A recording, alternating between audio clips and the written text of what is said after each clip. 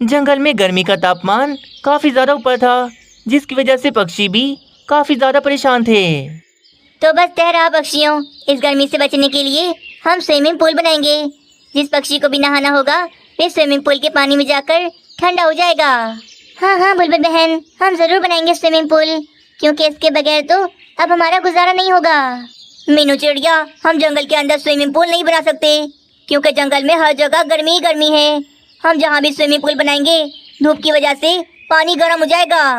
मैं क्या कहता हूँ, हम अपना स्विमिंग पूल पहाड़ों की तरफ जाके बनाते हैं।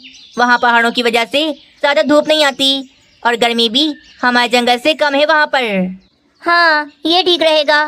मैंने देखा है पहाड़ों की तरफ चीलें भी नहीं रहती। हम वहाँ पर स्विमिंग पूल बनाएंगे तो हमें चीलों का भी कोई खतरा नहीं होगा। थोड़ी देर के बाद पक्षी अपने घरों से खुदाई का सामान लेकर पहाड़ों की ओर चले जाते हैं। चलो चलो भाई, सब जल्दी जल्दी काम पर लग जाओ।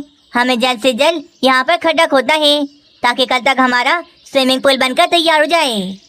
फिर क्या, सारे पक्षी बहुत ज्यादा मेहनत करते हैं। वे उस जगह पर स्विमिंग पूल के लिए खड्डा खोद रहे थे।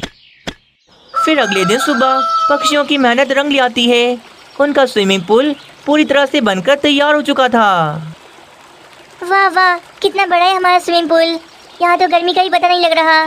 जब हमें गर्मी लगेगी तो हम यहाँ पर आ जाएंगे नहाने। आगे की कहानी देखने से पहले वीडियो को एक लाइक जरूर कर दें। वहीं से थोड़ा आगे एक चील बैठी पक्षियों को देखे जा रही थी। अच्छा, तो अब ये पक्षी मेरे इलाके में आकर कब्जा करना चाहते हैं। मैं इन्हें छोड़ूंगी नहीं।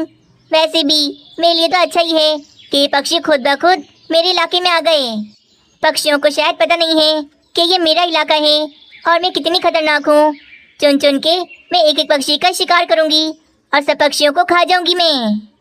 बेचारे मासूम पक्षी जिन्होंने गर्मी से बचने के लिए स्विमिंग पूल बनाया था, उन्हें क्या ही पता था कि वे तो खुद ही अपनी जान गंवाने के लिए यहाँ पर आए हैं। हाय हाय, आज तो कल से भी ज़्यादा गर्मी है। चलो चलो स्विमिंग पूल में नहा कर आता हूँ, ठंडा हो जाऊंगा। ये सोचकर कबूतर नहाने के लिए पहाड़ों की तरफ चला जाता है और वे स्विमिंग पूल में आकर मज़े से ठंडे ठंडे पानी में नहाने लगता है। पहला शिकार तो मेरे हाथ लग गया। चलो जल्दी से जाकर इसे पकड़ लेती हूँ। आज का भोजन तो यही बनेगा मेरा। तेजी से उड़ती हुई बाजू चील स्विमिंग पूल के पास आती है और कबूतर को अपने पंजों से उठाकर अपने साथ ले जाती है। अरे बचाओ, कोई मुझे बचाओ, ये चील मुझे ले जा रही है, कोई मुझे बचाओ। आज के दिन तो सारे नन्हे पक्षी एक साथ मिलकर स्विमिंग पूल में नहा रहे थे। उन्हें तो बहुत ज़्यादा ही मज़ा आ रहा था। मेरा तो दिल कर रहा है मैं बस नहाता ही रहूँ। स्विमिंग पूल से मैं बाहर ही ना जाऊँ। हाँ हाँ राजू कौवे, किसका मन करेगा बाहर जाने का। बाहर तो इतनी ज़्यादा गर्मी है और ये स्विमिंग पूल का पानी कितना ज़्यादा ठंडा है। बच्चों का मज़ा तो अब मैं किरकिरा करूँगी। किसी न किसी बच्चे को मैं पकड़ ही लूँगी। बाजू चील फिर तेजी में उड़ती हुई जाती है और वे तो आकर नन्ही बुलबुल को पकड़कर अपने साथ ही जाती है। ये सब देखकर तो बेचारे नन्हे पक्षी बहुत ज़्यादा ही डर जाते हैं और वे भागे भागे अपने माता पिता के पास चले जाते हैं। नहीं नहीं, ऐसा नहीं हो सकता। पहाड़ों की तरफ भला चील कहाँ से आ गई? मैंने देखा था पहाड़ों की तरफ तो कोई भी चील नहीं रहती थी। अगर चील नहीं ले गई मेरी बेटी को तो कौन ले गया? हाँ बताओ, कौन ले गया? कालू अंकल, हम सच कह रहे हैं, पहाड़ी इलाके में चील रहती है। बहुत ज़्यादा खतरनाक है वो। शुक्र है उसने हम सबको नहीं पकड़ा। कालू कौवे, बच्चे इतने ज़्यादा डर गए हैं, ज़रूर कोई ना कोई बात तो होगी। तुमने ठीक से नहीं देखा होगा, क्या पता वहाँ पर हो कोई चील। कल से मेरे पति कबूतर जी भी नहीं मिल रहे। वो भी स्विमिंग पूल में नहाने ही गए थे पर वापस नहीं आए। कुछ तो गड़बड़ है, हमें पता लगाना होगा, वरना जंगल से एक एक करके सारे पक्षी ही गायब हो जाएंगे। ठीक है मीनू चिड़िया, मैं दोबारा जाऊंगा वहाँ पर और छुपकर स्विमिंग पूल पर नजर रखूंगा। देखता हूँ कौन है वहाँ पर। बस फिर क्या था, कालू कौवा एक ऊंचे से पेड़ पर आकर छुप जाता है और सामने स्विमिंग पूल पर नजर रखने लगता है। कुछ ही देर के बाद वहाँ पर बारू चील आ जाती है। ये क्या, दोपहर होने को आई है पर कोई पक्षी अभी तक स्विमिंग पूल में नहाने क्यों नहीं आया? कल तो बुलबुल की बेटी को खाकर पेट भर लिया था, पर आज क्या होगा? आज अगर पक्षी नहीं आए तो मेरा पेट कैसे भरेगा। आखिरकार कालू कौवा बैठा ये सारा कुछ देख ही लेता है। बाप रे, बच्चे ठीक कह रहे थे, यहाँ पर तो कितनी ज्यादा खतरनाक चील है। मुझे ये बात जाकर फौरन से पक्षियों को बतानी होगी। फौरन कालू कौवा फिर पक्षियों के पास आता है और उन्हें जमा करके वे सारी बात बताता है। बच्चे बिल्कुल ठीक कह रहे थे। पहाड़ों की तरफ चील है जो बड़ी चालाकी से पक्षियों का शिकार कर रही थी, पर उस जालिम चील को अब हमें मजा चखाना होगा, वरना एक एक करके वो हम सबको मार डालेगी। हाँ, उस जालिम चील ने मेरी बच्ची को खा लिया, मुझे अकेला कर दिया। मैं उसे छोड़ूंगी नहीं, उससे अपना बदला मैं लेकर रहूंगी। सारे पक्षी बहुत ज्यादा गुस्से में थे। भालू चील से वे बदला लेने का कोई उपाय सोच रहे थे। मिल गया, मुझे उपाय मिल गया। अब उस जालिम चील की तो खैर नहीं। बुलबुल फिर सभी पक्षियों को अपना वे उपाय बताती है। वाह वाह, क्या बढ़िया उपाय है। जालिम चील, तेरी तो अब खैर नहीं।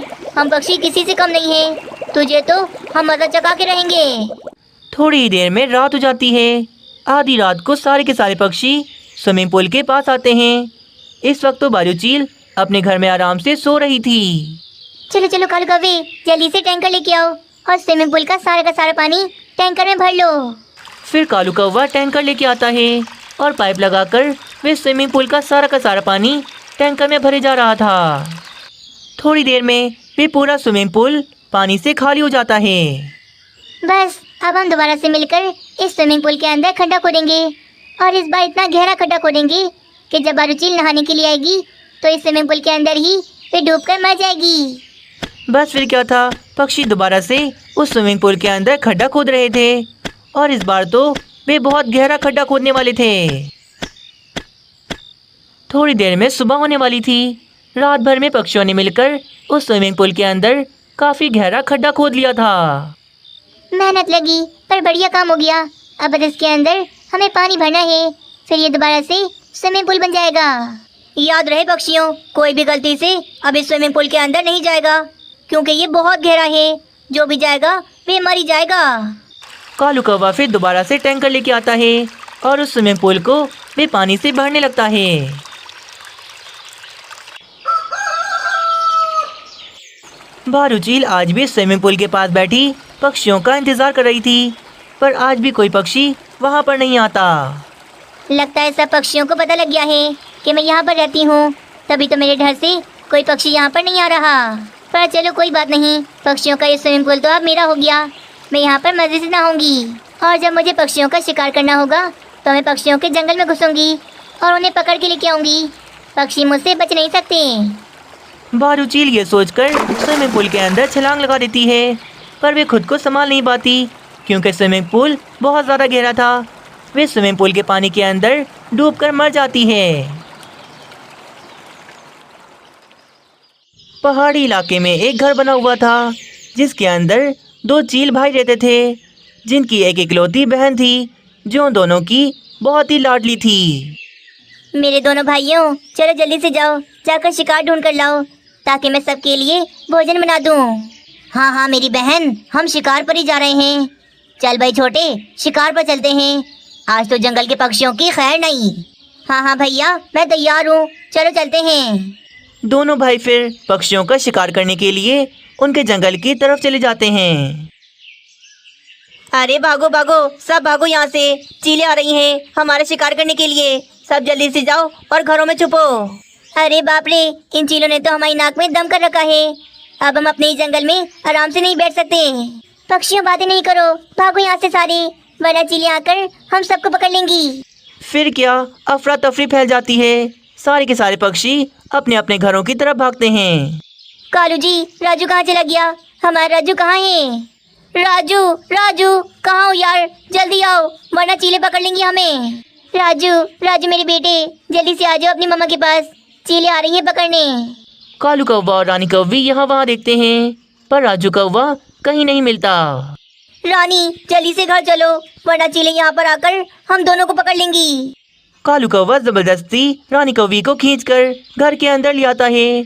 वहाँ जंगल में वे दोनों चीलें भी आ जाती हैं। अरे भैया, हमें देखकर सारे के सारे पक्षी पहले ही यहाँ से भाग गए, अपने अपने घरों में छुप गए होंगे। अब हम क्या करें, कैसे करें शिकार? हाँ छोटे, पक्षी अब पहले से बहुत चालाक हो गए हैं, तभी तो हमारा शिकार ढूंढना इतना मुश्किल हो गया है। वे दोनों चीलें जंगल में यहाँ वहाँ भटकते हैं। तभी एक जगह पर उन्हें राजू कौवा नजर आता है। राजू कौवे को देखकर वे दोनों उसकी तरफ भागते हैं और आकर राजू कौवे को अपने पंजों में पकड़ लेते हैं। मामा मामा, मुझे बचाओ, मुझे बचा लो, मुझे पकड़ लिया चील ने। देखो देखो कालू जी, ये तो मेरे राजू की आवाज है। लगता है उन जालिम चीलों ने मेरे राजू को पकड़ लिया। अब कुछ नहीं हो सकता, हम बाहर जाकर अपने बेटे को नहीं बचा सकते। हमारा बेटा हमारे हाथों से गया। उधर राजू कौवे को पकड़कर वे दोनों चीलें अपने घर में आ जाते हैं। आगे की कहानी देखने से पहले वीडियो को एक लाइक जरूर कर दें। अरे भाई, इस छोटे से बच्चे से क्या होगा? ये तो बहुत ही कमजोर है। इसके अंदर से तो बस थोड़ा बहुत ही मांस निकलेगा। क्या करे बहन, हम जैसे ही शिकार करने जंगल में गए तो हमसे पहले ही सारे पक्षी हमसे डरकर अपने अपने घरों में घुस गए थे। बस हमें ये छोटा बच्चा मिला, इसीलिए हम इसे ही लिया पकड़कर। चंपा चील फिर रसोई में आकर हांडी में मांस पकाती है। थोड़ी देर में वे तीनों चीलें मिलकर भोजन खाती हैं। इसी जंगल में एक बूढ़ी चील अपने एक छोटे से पोते के साथ रहती थी। दादी दादी, आप मुझे क्यों नहीं बताती मेरे मामा पापा कहाँ हैं? वे मेरे पास क्यों नहीं हैं? क्या बताऊं बेटा, पहले तेरी माँ और तेरा बाप मिलकर रोजाना ढेर सारा शिकार ढूंढ के लाते थे। हमारे तो मजे आ गए थे, हम रोजाना ही पक्षियों का मांस खाते थे। परंतु एक दिन एक इंसान शिकारी ने बड़ी ही चालाकी से तेरे माता पिता को पकड़ लिया और वो अपने साथ ले गया। तब से आज तक मैं तुझे संभाल रही हूँ। दादी, मुझे अभी बहुत भूख लग रही है। मैंने सुबह भी नहीं खाया था कुछ भी। मुझे अभी कुछ ला के दो ना। तू भी ना हर समय खाता ही रहता है। अच्छा जाती हूँ, कोई शिकार ढूंढ के लाती हूँ। वैसे भूख तो मुझे भी बहुत लग रही है। वे बूढ़ी चील फिर शिकार ढूंढने के लिए जंगल में आकर यहाँ वहाँ भटकती है, पर काफी देर हो जाती है। उसके हाथ तो कुछ भी नहीं लगता। आखिरकार वे निराश होकर वापस अपने घोंसले में आ जाती है। दादी, क्या बात है, आप बिना शिकार के वापस क्यों आ गई? बूढ़ी चील बहुत ज्यादा स्वार्थी थी। उसे जब भूख लगती थी तो उसे तो कुछ भी समझ नहीं आता था। ये नन्हा चील तो ना जाने कब बड़ा होगा, कब मेरे किसी काम आएगा। पर अभी तो ये मुझ पर बोझ बन गया है। जो भी शिकार ढूंढ के लाती हूँ उसमें तो आधा हिस्सा इसे भी देना पड़ जाता है। आज तो कोई शिकार भी नहीं मिला और भूख भी बहुत ज़्यादा लग रही है। क्यों ना आज इसे ही पकाकर खा जाऊँ। अगर इसे नहीं खाया तो रात भर में भूखी कैसे सोऊंगी। बस फिर क्या, वे बूढ़ी जालिम चील कुछ नहीं सोचती और अपने ही पोते का हांडी में मांस पकाने लग जाती है। आखिरकार वे मांस पकाकर खा जाती है और अपना पेट भरती है। मज़ा आ गया। आज पता चला चीलों का मांस तो पक्षियों से कई ज़्यादा मज़े का होता है। काश मुझे कहीं से और 2-3 चीलें मिल जाएं ताकि मैं उन्हें भी पकाकर खा जाऊं। तभी वहीं से ही चंपा चील के दोनों भाई बिना शिकार ढूंढे वापस अपने घर जा रहे थे। अरे क्या बात है, तुम दोनों इतने उदास क्यों हो? क्या तुम दोनों को आज भी कोई शिकार नहीं मिला? नहीं चील दादी, हमें कोई शिकार नहीं मिला। लगता है आज के दिन हमें भूखा ही रहना पड़ेगा। ऐसे कैसे? चील दादी के होते हुए तुम दोनों भूखे कैसे रह सकते हो? चलो आ जाओ मेरे साथ चलो, मैं तुम दोनों को बहुत मज़ेदार सा भोजन खिलाती हूँ। दोनों चील भाई फिर उस बूढ़ी चील के घोंसले में आते हैं और नन्हे चील का भी बचा हुआ मांस खाते हैं। मज़ा आ गया चील दादी, क्या मज़ेदार भोजन बनाया था आपने। वैसे इस मांस के अंदर आपने ऐसा क्या मिलाया था जो इतना मज़े का था? इतना मज़ेदार मांस तो पक्षियों का भी नहीं होता। कुछ भी नहीं मिलाया था मैंने इसमें। बस ये मांस पक्षियों का नहीं बल्कि मेरे पोते नन्हे चील का था। क्या आपने ऐसा किया अपने पोते के साथ? चील दादी, आप ऐसा कैसे कर सकती हो? मुझ पर बोझ बन गया था वो। अगर ऐसा नहीं करती तो मैं भूखी मर जाती। वैसे तुम दोनों भाई भी बड़े ही बेवकूफ़ हो। तुम दोनों घर के अंदर शिकार है और तुम दोनों शिकार ढूंढने बाहर जाते हो। क्या मतलब चील दीदी, हमारे घर में कौन सा शिकार? वे बूढ़ी चील तो नियत की बहुत ही खराब थी। वे तो चंपा चील का नाम ले लेती है। चील दादी, आपकी हिम्मत कैसे हुई? वो हमारी बहन है और हम अपनी बहन के साथ ऐसा कैसे कर सकते हैं? हाँ चील दादी, हमारी बहन हमारी लाडली है। बरसों से वे हमारे काम करती है, हमारे लिए भोजन बनाती है। हम भला उसके साथ ऐसा कैसे कर सकते हैं? वो अगर तुम दोनों के लिए बरसों से काम कर रही है तो तुम दोनों भी तो बरसों से उसे शिकार ढूंढ के लाके दे रही हो। हिसाब बराबर हो गया ना। देखो, अगर मेरी तरह जीवन जियोगे तो कभी भूखे नहीं मरोगे। मेरी बात मान लो, जैसा मैं कहती हूँ बस वैसा कर लो। पहले तो वे दोनों भाई सोच में पड़ जाते हैं। काफी देर तक वे सोचते ही रहते हैं। हाँ चील दादी, आप ठीक कह रही हो। मेरे मुंह से तो अभी तक भोजन का स्वाद नहीं गया। बस मैंने सोच लिया, आज शाम का मेरा भोजन चंपा चील ही होगी। अरे भैया, ये क्या बोल रहे हो? वो तो हमारी लाडली बहन है, हम भला उसके साथ ऐसा कैसे कर सकते हैं? स्वादिष्ट मांस खाने के लिए बड़ा वाला भाई तो बूढ़ी चील की बातों में आ जाता है और छोटा भाई बहुत ज्यादा परेशान हो जाता है। क्या भाई, आप दोनों आज भी खाली हाथ आ गए? अब मैं क्या बनाऊंगी? हम सब क्या खाएंगे? अरे बहन, भोजन तो घर में ही है ना, हमें बाहर जाकर ढूंढने की क्या जरूरत है? क्या मतलब भैया, कहाँ है भोजन? छोटे, पकड़ ले इसे, कहीं भाग ना जाए। आज का भोजन तो हम इसे ही बनाएंगे। वैसे भी चीलों का मांस तो बड़ा ही मजे का होता है। भाई, आप ये क्या बोल रहे हो? मैं तो आप दोनों की बहन हूँ, आप दोनों मेरे साथ ऐसा कैसे कर सकते हो? बस फिर क्या, छोटा भाई अपनी बहन को रस्सियों से बांध देता है। बहन, तुम चिंता न करो, मैं तुम्हें किसी भी तरह बचा लूंगा। तभी वहाँ पर वे बूढ़ी चील भी आ जाती है। चलो, मैं हांडी में पानी गर्म करती हूँ, बाकी तुम दोनों अपना काम करो। हाँ चील दीदी, आप पानी गर्म करो, तब तक मैं करता हूँ इसका काम। बूढ़ी चील फिर रसोई में चली जाती है। भैया भैया रुको, आप थक गए होगे ना, आप आराम से बैठो, मैं कर लेता हूँ ये काम।